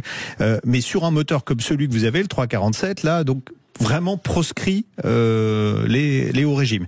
Il y a autre chose que je vais vous dire. On en avait parlé avec Thierry longuement parce qu'on discute des fois au téléphone. Des fois, j'arrive à l'avoir quand même. Et il y a quelque chose qui est très important, c'est quand vous allez faire la vidange, c'est vraiment avoir une huile adaptée au V8 américain. Maintenant, ça y est, on en trouve en Europe. C'est des huiles. Alors attention, ça va être. Notez-le, tiens, Christophe. Une huile avec un fort pourcentage de ce qu'on appelle le ZDDP. C'est du zinc. C'est pour éviter je vous le fais court, de grignoter les arbres à cames, parce que on s'est rendu compte qu'en Europe, les moteurs V8 avec un arbre à cames central s'usaient plus vite qu'aux États-Unis. On comprenait pas pourquoi. Bah oui, parce qu'en Europe, on n'avait pas ces huiles avec un fort pourcentage de zinc dedans, et ça évite justement l'usure des arbres à cames. Et pourquoi on n'avait pas ces forts pourcentages de zinc? Parce que le zinc est pas compatible avec les catalyseurs. Vous êtes extraordinaire, l'ami Jean-Luc. Je vous écoute là. Il se passe un moment magique dans cette émission. Alors régulièrement, mais là tous les trois. Non, mais maintenant vous savez quoi? Alors je vais vous donner un exemple très concret. Laisse-moi finir. Là, vous parlez passion. Vous êtes en train d'échanger. Je me mets à la place de tous ceux et celles qui écoutent et qui sont rentrés dans votre univers Mustang absolument incroyable. Et vous, l'ami Jean-Luc, je vais vous le dire une fois et pas 18, mais vous allez bien le garder dans un coin de votre tête. Quand vous me parlez d'arbre à cames, de piston, tout ça, d'un seul coup, vous me parlez d'amour. Il y a quelque chose qui s'est passé là. Moi, voilà. Vous avez vu comment je l'ai regardé? Je vais vous la faire courte. quand j'ai acheté un nouveau moteur pour ma Corvette, j'ai acheté un moteur aux États-Unis que j'ai fait venir et il y avait une fiche technique qui était en français, donc je comprenais parfaitement où il y avait écrit ce moteur il est garanti par Chevrolet, puis c'était un moteur Chevrolet, il est garanti 2 ans par Chevrolet à la condition d'avoir une huile qui a c'était 2000 ppm de ZDDP. Je me suis dit c'est quoi ce truc-là, de quoi il me parle? Donc je suis resté comme vous, Laurence, je me dis mais c'est quoi? Donc j'ai cherché et j'ai trouvé un gars motoriste, il faisait des moteurs de Formule 1, donc il savait un petit peu de quoi il parlait, qui importait une huile américaine. Je l'ai appelé, on a discuté longuement au téléphone, il m'a expliqué le truc. On est revenu à l'histoire. Pourquoi est-ce que pendant la bataille d'Angleterre, vous voyez, ça remonte super loin. Pourquoi est-ce que pourquoi est-ce que pendant la bataille d'Angleterre zut, ça y est, je perds les noms des avions maintenant. Mon Dieu. Les Spitfire ont réussi à être meilleurs que les Messerschmitt Bf 109 parce que Castrol avait mis au point une huile avec un fort pourcentage de zinc qui permettait d'avoir des levées d'arbre à cames plus importantes et des puissances plus importantes. Voilà. Wow. Et historiquement, c'est comme ça que ça a démarré. Et donc en Europe, on n'avait pas ces fameuses huiles. Et un jour, j'en ai parlé. J'étais chez Motul. J'ai dit mais pourquoi vous faites pas des huiles comme ça? On dit mais non, on n'a pas besoin. On a des anti-frictions qui marchent très bien. Et en fait non. Le meilleur anti-friction, c'est comme pour l'essence d'avion. On a encore du plomb dedans parce qu'on sait pas faire mieux que du plomb. Et on n'a plus dans les voitures, mais dans l'essence d'avion, on a encore. Et ils m'ont dit on n'a pas besoin. Des anti-frictions très bien. Et résultat des courses, aujourd'hui, Motul, ils en font de l'huile comme ça. Mais on pourrait rester des heures.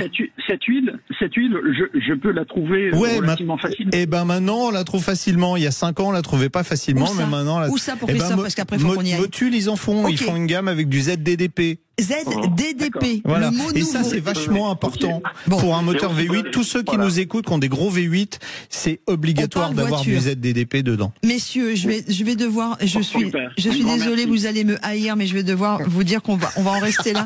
Mais sérieusement, c'était passionnant. Je sais pas si nos amis qui nous écoutent et qui sont sur Facebook, là, peuvent nous mettre un petit mot. Même si on s'y connaît pas en Mustang, même si on se dit, je m'en fous de la Mustang, mais là, c'était passionnant. Et merci pour ce moment d'histoire, parce que moi, je m'en fous pas, je trouve ça génial. Christophe, amusez-vous bien et prenez du plaisir avec votre voiture. Amuser. C'est pas Thierry qui dira le contraire. Et Thierry, merci d'avoir dit oui à notre coup de téléphone au dernier moment. On y va, mon Jean-Luc, on y va. Bisous à tous les deux. Et puis, j'ai adoré ce moment, c'était rare. Dans quelques instants, on parle de automobile enthousiaste. C'est pas que Jean-Luc Moreau, c'est aussi Olivier Debras. Et ça se passe à Vinci Manœuvre. C'est un joli rassemblement dont on va vous parler. Juste avant de retrouver notre ami Olivier Debras, qui fait partie de la grande famille aussi d'On Parle Auto, quelques réactions sur cette page Facebook de l'émission Sud Radio, l'émission On Parle Auto, suite à ce moment magique qui vient de se passer autour des Mustangs. Farine nous dit, on apprend des choses à chaque émission, merci. Nathalie, merci, oui, merci, j'adore les Mustangs. Christophe, c'est super ce moment de radio, c'est de la poésie Jean-Luc, nous dit Stéphane. Vous voyez que je suis pas la seule à ressentir ces moments magiques. On va continuer dans la poésie avec Olivier Debras. Bonjour Olivier. Bonjour. Bonjour Laurence, comment ça va bien? Tout le monde va bien. 4e édition d'Automobile Enthousiaste. Alors à Vinci Manœuvre, c'est à 50 km de Paris à peu près, c'est ça hein? Ouais, exactement. C'est juste à l'est de Meaux. C'est génial. Il fait hyper beau. On a des super. Ça vous allez avoir chaud, ouais. Ah oui, là ça crame là. Olivier, prenez votre temps là. Prenez votre temps parce que je sais pas si vos voitures elles datent de l'avant-guerre, mais alors vous êtes avec des V8 dans le coffre. Oh là, je te dis pas. non, c'est super bien. Ouais. C'est vraiment génial. Bon, alors donc le lieu, c'est une ferme assez grande, une cinquantaine de voitures d'avant-guerre, c'est ça? Exactement, que de l'avant-guerre avec des gens qu'on habille avant-guerre. Sinon, ça marche pas. Même les filles. Ouais. Alors, il y a même des orchestres qui sont là. Ouais. Bien sûr, on a 3 orchestres et tout, jazz, manouche et puis Dixieland. Et en plus de ça, on a réussi à les connecter tous les 3 pour qu'ils jouent ensemble. Oh, joli. Formidable. Et puis surtout, il y aura des parcours. En fait, c'est un truc, c'est hors du temps. Vous avez inventé une machine à remonter le temps, c'est-à-dire les gens qui vont se rendre. Alors, on précise que ceux qui veulent y aller, c'est gratuit, ils pourront être accueillis, mais ils vont faire un saut dans l'espace-temps, ils vont revenir 60, 80, même presque 100 ans en arrière pour les. Exactement. Avant-guerre. Écoute, Jean-Luc, écoute-moi ça. Mais ça, c'est pas du chinois. Je veux dire, attends, regarde. Ah non, regarde où on écoute. Voilà, on a tout dit. On n'a rien entendu, Olivier. Attends. Alors, pour tous ceux qui écoutent Sud Radio, là, il se passe quelque chose encore de particulier. Cette émission est...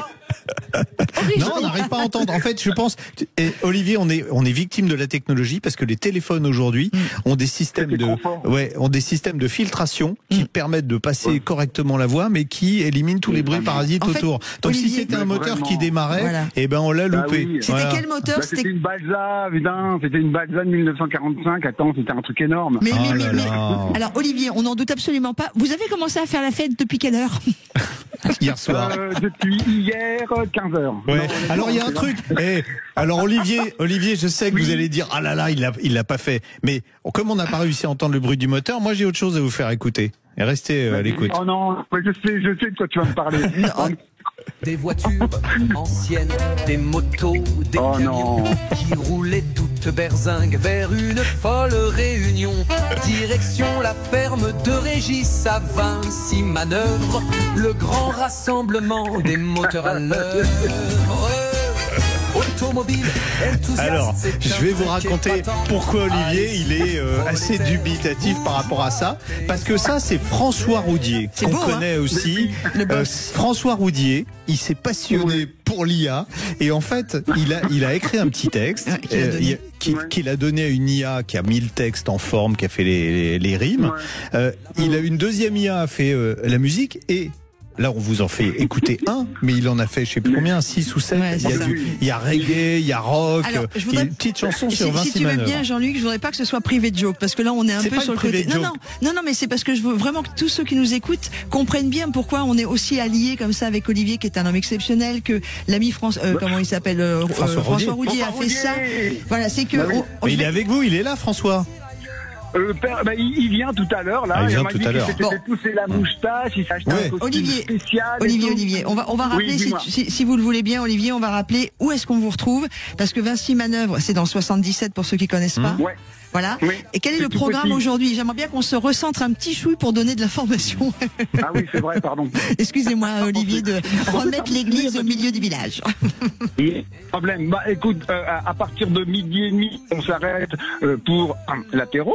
Ensuite, on déjeune. Et puis, normalement, on devrait reprendre à 14h. Mais comme il fait chaud, on va traîner un peu. On fait ce qu'on veut. Non, mais et puis 15h30. Alors, il y a un petit circuit sur lequel les voitures vont pouvoir rouler. Et il y a même une nouveauté, c'est que ceux qui vont arriver ce soir, quand il va faire nuit, vous avez aussi un circuit nocturne.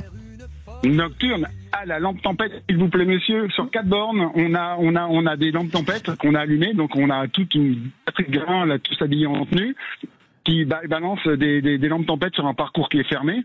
On balise avec aussi des motards, etc. Mais des motards déprés, s'il vous plaît. Et on fait rouler les gars sur une route totalement fermée. À fond la caisse. Enfin, pas à fond la caisse. Oui, à fond la caisse pour des voitures qui ont une centaine d'années. Donc, à fond les vieilles caisses, quoi. Voilà, à fond les vieilles. Et qu'est-ce qu'il y a comme moto remarquable, d'ailleurs, à part celle qu'on a failli entendre démarrer? Ah oui, il y a, on a une Alfie. De 1900, je sais plus. On a la seule Delphos qui roule vraiment. C'est quoi? Je connais même pas le nom de la marque. Alors. Mais non, mais si, une Delphos, c'est une voiture de course des années 30 qui est sublimissime. Et au fait, on a le garagiste qu'il faut connaître, qui est un ami, qui m'a amené cette voiture, juste pour Automobile Enthousiaste. Donc j'étais super content parce que c'est vraiment une pièce de collection, quoi. Et bien sûr, on a nos amis Renault qui nous ont encore amené des trucs super. Ils nous ont amené un petit PR, c'est un tout petit bus, hyper joli. Ils nous ont amené une Celta 4 flambant neuve. Enfin bon. Et puis il y a tout le clan des Bugatti. Il y a énormément de marques complètement disparues, mais qui fonctionnent et qui roulent, quoi. D'accord. Bon, génial, quoi. En plus, sur place, il y a une buvette, je le dis, on s'en était pas rendu compte. Une buvette avec modération et les fameux orchestres, ils vont jouer toute la journée, les fameux toute la journée. Bien sûr. Toute la journée, toute la nuit. Oh là là. Et puis, alors, attends, parce que c'est aujourd'hui et demain. Bien sûr, on a du Dixieland, et le Dixieland, il y a un gars qui fait du washboard. C'est un des meilleurs washboarders de Qu'est-ce que c'est? Il nous a dit. Qu'est-ce que c'est? Tu sais, c'est des planches à laver avec les dés à coudre, là. Voilà, exactement. Et il nous a demandé d'intervenir. Donc ça veut dire qu'il nous demande d'intervenir avec les klaxons de voiture quand ils vont jouer du jazz. Vous allez faire de la musique avec les klaxons des voitures en plus. Ah, ça va être bien. C'est la 4e édition. Pensez à enregistrer que François Roudier nous en fasse un tube derrière. Non, parce que je voudrais moi qu'on protège nos vrais auteurs-compositeurs. L'IA c'est bien, mais juste pour rigoler un peu voilà, il faut vraiment protéger aussi nos auteurs-compositeurs. Juste une chose, est-ce que Olivier, vous êtes mon ami? Oui. Je peux vous demander quelque chose? Alors, je vais déjà tout simplement inviter tous nos amis qui nous écoutent à aller sur le site de Automobile Enthousiaste, automobile-enthousiaste, ENTHUSIAST.com. Est-ce que vous avez une affiche en trop? Elle est magnifique. Et en plus dessinée par quelqu'un qu'on connaît. Ouais, et moi j'en voudrais bien une. Qu'on a au téléphone en ce moment. Je vais bien l'acheter, oui, parce que on vous l'avait pas dit, mais Olivier Debray est un dessinateur, un créateur, un réalisateur hors pair. Et moi je veux bien en acheter une pour l'association Automobile Enthousiaste. Elle est très très belle. D'ailleurs, est-ce que tu la vends cette affiche? C'est gentil, mon bichon. Je la vends 10 €. Ah je te l'achète. Mais j'en achète une. Mais moi aussi j'en veux bien une. Et est-ce qu'on peut les acheter? Mais vous pouvez pas passer. On arrive là. En plus, comme c'est l'apéro, je suis là. On va finir l'émission vite fait, puis on arrive. On a François Alain qui vient avec son gamin tout à l'heure là. Ouais, très bien. On le voit ce soir, nous. Alors quand tu parles de son gamin, c'est son jeune qui a repassé un CAP de mécano et qui l'a accompagné. Ouais, c'est un grand gamin. Oui, c'est un grand. Il a 20 ans, il a 22 ans, son grand. Il est pas très vieux. Non, mais est-ce qu'on peut acheter l'affiche sur le site internet ou pas? T'entends le moteur là? Non, t'entends pas. Non, on n'entend pas. Non, faut changer de téléphone, Olivier. Définitivement perdu. Merci Olivier. Merci Olivier, amusez-vous bien. Au revoir les amis, et à très bientôt. Ouais, à bientôt, au revoir. Bon, voilà aussi qui est pas du tout joyeux et ça fait du bien. La ferme de Navarre. Voilà, la ferme de Navarre à Vinci Manœuvre. Franchement, si vous êtes pas loin, allez jeter un coup d'œil, c'est exceptionnel. Exactement. En tout cas, on était ravis et vous l'avez vu, ils sont pas du tout excités là-bas. Tout va bien, ils sont calmes. Nous, on va continuer notre émission. C'est une émission particulière que j'aime beaucoup, moi, de nouveau ce matin. À suivre, on va parler des cabriolets qui ont le vent en poupe sur le marché de l'occasion. Allez, on va mettre un petit peu nos cheveux au vent aussi. À tout de suite. Sud Radio. Et nous voici arrivés pratiquement dans le dernier quart d'heure dont on parle auto sur Sud Radio. Tout de suite, on va parler des cabriolets et accueillir notre invité, Vincent Ancard, qui est directeur général d'Autoscout 24. Bonjour Vincent. Bonjour Vincent. Bonjour. Bon, un mot sur Autoscout 24 rapidement. Oui, Autoscout 24. Allez. Oui, dis donc Autoscout 24, donc c'est une plateforme de vente de voitures d'occasion et de voitures neuves. Et partout en Europe, donc on présente à peu près 2 millions de voitures en vente. D'accord. Bon, en ce moment, ce qui cartonne sur le marché de l'occasion, c'est les cabriolets. C'est pas lié au fait qu'aujourd'hui c'est l'été et qu'il fait chaud. Depuis le début de l'année, c'est un marché qui progresse un peu plus vite que celui des occasions traditionnelles. Oui, effectivement. Alors il y a une saisonnalité, bien entendu. Quand on parle de cabriolet, il y a évidemment un intérêt qui croît avec la météo, avec le niveau de température. Donc on voit par exemple qu'en début d'année, on est relativement bas, on est à peu autour de 1,5%, je dirais, des immatriculations. Et on peut monter jusqu'à 2,3, 2,4% des immatriculations dans les meilleurs mois. D'accord. Ça reste un marché de niche, mais il progresse quand même assez vite. Il progresse parce que l'offre en matière de cabriolets neufs accessibles, aujourd'hui, est pratiquement inexistante en fait. Disons que c'est un marché qui est segmenté avec, évidemment, il y a des voitures qui sont beaucoup plus chères qu'à l'achat. En voiture neuve, c'est assez évidemment compliqué de se trouver un cabriolet, je dirais, bon marché, mais on peut trouver quand même des bonnes occasions. On peut trouver des 206, on peut des 307, on peut trouver des Mini, des Mi5 chez Mazda. On trouve des voitures qui peuvent être à relativement bon marché et des bonnes voitures qui sont très sympas à conduire. C'est quoi le budget d'ailleurs pour se payer? Vous allez me dire ça dépend de l'âge de la voiture, du kilométrage, mais grosso modo, si je veux me faire plaisir, on prend deux exemples. Il y a une Peugeot 207 cabriolet, puis une Mazda MX-5. Ça coûte combien d'occasion un véhicule comme ça? Bon, disons évidemment, ça dépend de l'âge. Bah oui. Je dirais que le prix moyen, je dirais, des cabriolets accessibles, on est autour de 22 000 euros. Ça c'est à peu près le standard. Pour une bonne voiture, voilà, c'est ce qu'on doit demander, évidemment.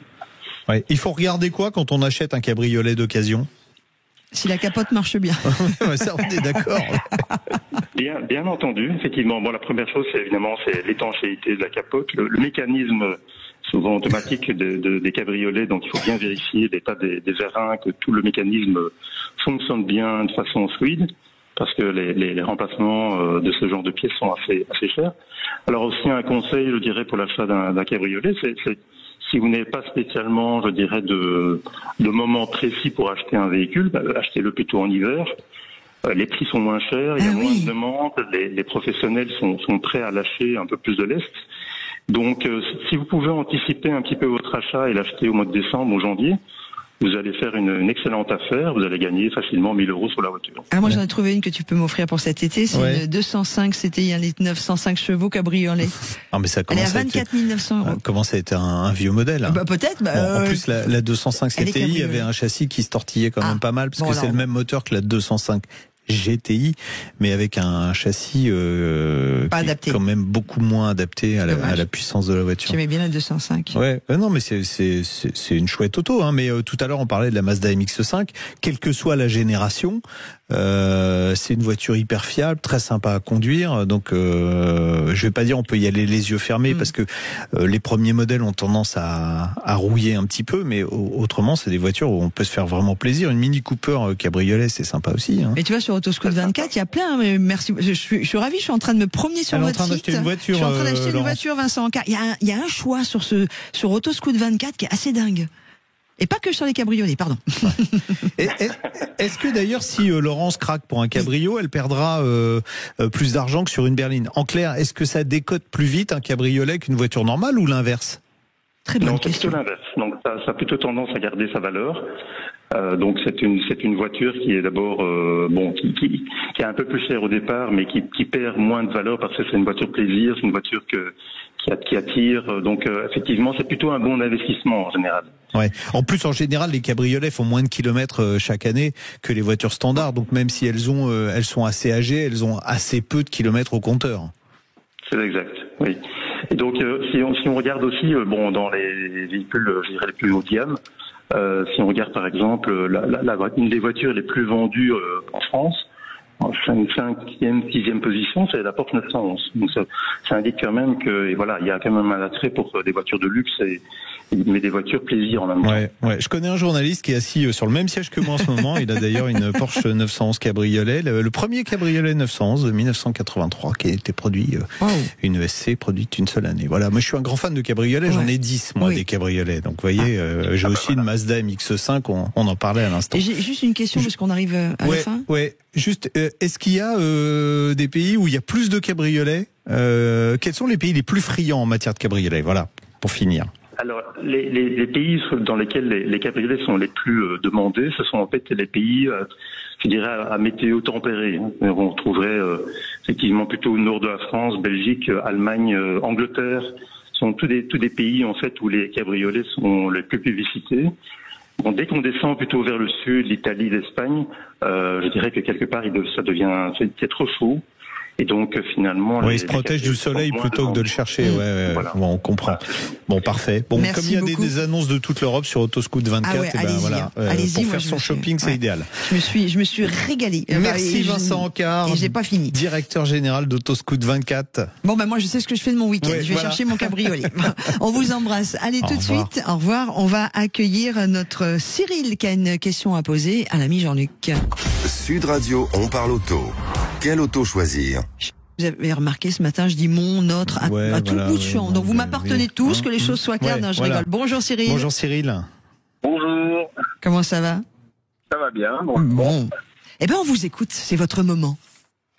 Eh ben écoutez, voilà, j'avais envoyé une question, donc c'était par rapport à une Cupra Formentor. Oui. Je ne comprends pas la logique de cette voiture qui commande un petit peu beaucoup de choses. Bon, c'est dans les années un petit peu où il y avait où il y a des aides et tout.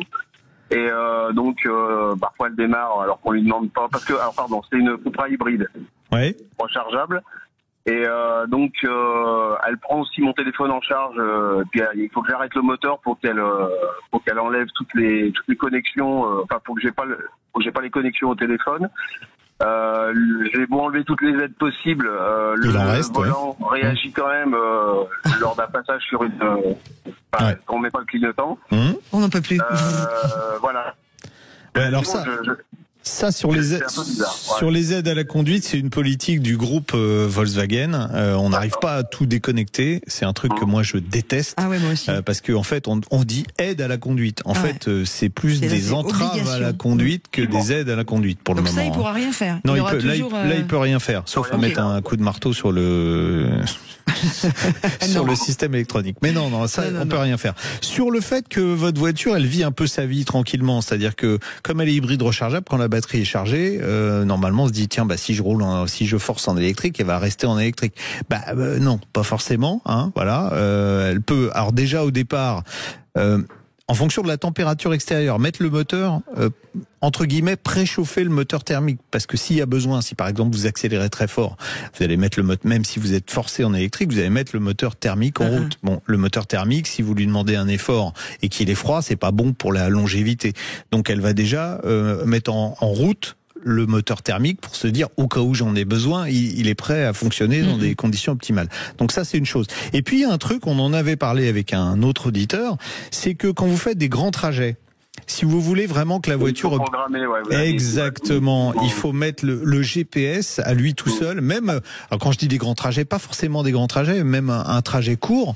Si vous mettez le GPS, la voiture va connaître le parcours que vous allez faire et en fonction de ça, va optimiser la consommation électrique et la consommation d'essence. C'est plutôt bien, ça. Oui, c'est bien, mais il faut le faire systématiquement presque. D'accord. Voilà. Ok. Alors moi, ce qui me pose problème, c'est qu'en fait, on peut faire l'aller avec cette voiture sur le trajet du boulot. Et en fait, vous faites pas le retour. On veut pas la démarrer. Si on recharge, pardon. Non, en fait, on pourrait tout faire en électrique et on veut pas qu'elle démarre et ça arrive. Ouais, oui, mais je vous dis, si la température... Alors là, si vous sortez aujourd'hui avec 36 degrés, le moteur thermique va pas se mettre en route, hein, il va estimer que il fait suffisamment chaud, mais si vous partez le matin et qu'il fait frais, il va systématiquement se mettre en route, même si vous avez forcé sur l'électrique. Comme je vous dis, c'est au cas où. Donc il va. Mais alors par rapport aux questions de Cyril qui disait en gros voilà il fait un peu, enfin la voiture elle vit sa vie et moi j'ai pas la main dessus. Vous êtes très déçu de tout ça, Cyril, ou non? C'est quand même. Ouais, quand même, ouais, parce que moi j'aime bien contrôler un peu ce que je fais, quoi. Et puis à un moment donné, il y a beaucoup de choses qui sont prises en charge et c'est pas moi qui conduis, quoi. Ouais. Bon, en tout cas il y a une chose qu'il faut pas faire, c'est de recharger la batterie quand vous roulez. C'est-à-dire il y a un mode qui s'appelle Save sur certains modèles, qui va recharger la batterie, faire tourner le moteur thermique pour recharger la batterie. En termes de rendement, c'est juste catastrophique. Donc ça, faut pas le faire. Voilà. Bon. Donc vous évitez ça. Donc c'est quoi la solution? C'est de la revendre? Non, c'est de la laisser vivre sa vie, mais en comprenant la logique de pourquoi elle va démarrer. Alors je vais pas demander de démarrer. Manière, ça reste une bonne voiture sur la route. Non, c'est très bien. Et puis ça marche bien. Donc, bon Cyril, allez, il va falloir vous y faire. Et dites-vous que de toute façon, même si vous changez de modèle, les hybrides rechargeables, c'est comme ça. Voilà, c'est comme ça et pas autrement. Voilà. Cyril, on vous souhaite quand même un bon week-end. L'ami Jean-Luc, à vous aussi. Donc tout le monde sait qu'on se retrouve ce soir. Voilà, donc ça c'est fait. À tout à l'heure. Tout à l'heure. Merci à Anthony d'avoir réalisé l'émission, à notre super Aude d'avoir été au standard et de vous avoir accueilli. Merci à tous avec toutes vos réactions sur la page Facebook de Sud Radio. Évidemment, les programmes continuent. On vous donne rendez-vous samedi prochain. Sud Radio, on parle auto. Sud Radio. Parlons vrai. Parlons vrai. Sud Radio. Parlons vrai.